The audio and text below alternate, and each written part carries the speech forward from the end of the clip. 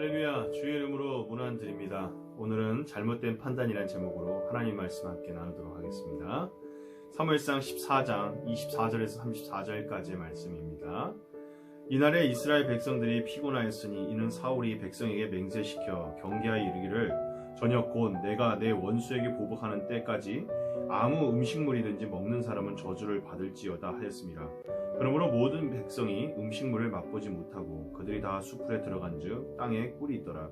백성이 수풀로 들어갈 때에 꿀이 흐르는 것을 보고도 그들이 맹세를 두려워하여 손을 그 입에 대는 자가 없었으나 요나단은 그의 아버지가 백성에게 맹세하여 명령할 때에 듣지 못하였으므로 손에 가진 지팡이 끝을 내밀어 벌집에 꿀을 찢고 그의 손에 돌려 입에 대매 눈이 밝아졌더라. 그때 백성 중 한 사람이 말하여 이르되 당신의 부친이 백성에게 맹세하여 엄히 말씀하시기를 오늘 음식물을 먹는 사람은 저주를 받을지어다 하셨나이다. 그러므로 백성이 피곤하였나이다 하니 요나단이 이르되 내 아버지께서 이 땅을 곤란하게 하셨도다. 보라, 내가 이 꿀 조금을 맛보고도 내 눈이 이렇게 밝아졌거든. 하물며 백성이 오늘 그 대적에게서 탈취하여 얻은 것을 임의로 먹었더라면 블레셋 사람을 살육함이 더욱 많지 아니하였겠느냐.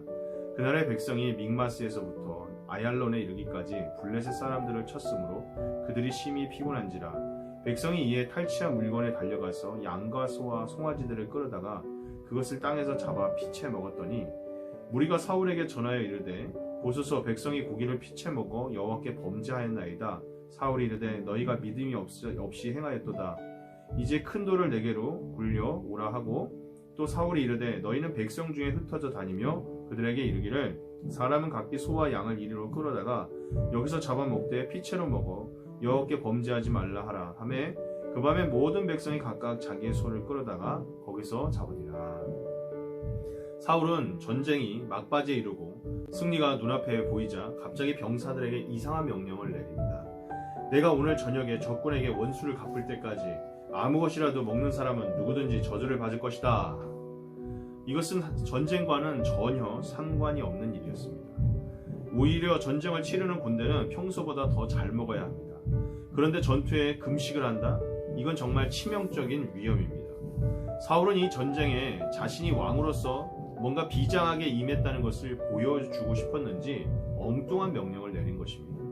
이런 일련의 과정을 볼 때 사울이 전쟁이 뭔지 전혀 아무것도 알지 못하는 문해아련이라는 생각이 듭니다.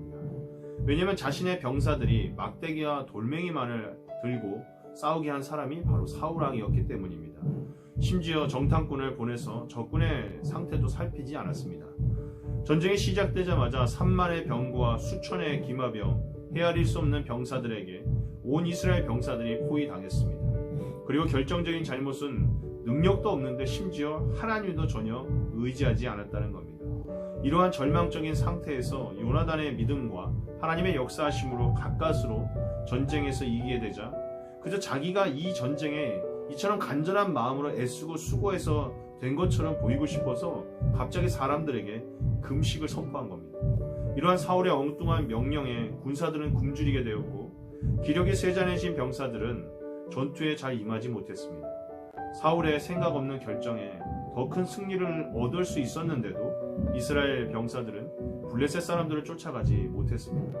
더군다나 사울의 아들 요나단은 이러한 사울의 명령을 듣지도 못했습니다. 그래야 숲을 속에서 야생꿀을 찍어 먹어버린 겁니다. 당시에 이스라엘 군대가 얼마나 기진했는지 꿀을 조금 먹은 것만으로도 요나단의 눈이 금세 밝아졌다고 말합니다. 마침내 사울의 잘못된 판단으로 큰 문제가 발생했습니다. 32절에 보면 이스라엘 백성들이 굶주림을 이기지 못해 결국 전리품으로 얻은 양과 소와 송아지를 잡아서 피채 먹었다고 말합니다. 하나님께서는 말씀을 통해 이스라엘 백성들에게 피를 먹는 것을 엄격하게 금하였습니다. 왜냐하면 피는 생명의 상징이기 때문입니다.